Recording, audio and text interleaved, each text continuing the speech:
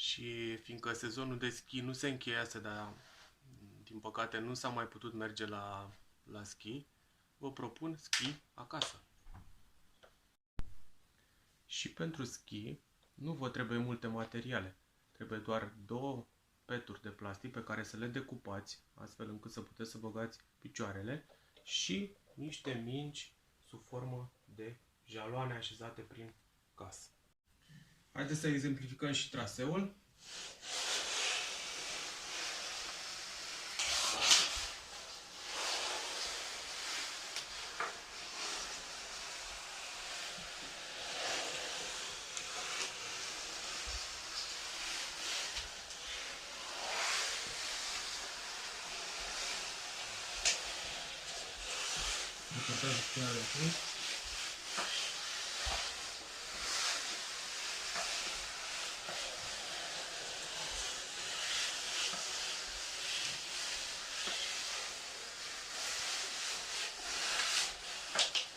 Cam asta este traseul, abia așteptăm să vedem filmulețele voastre. Succes!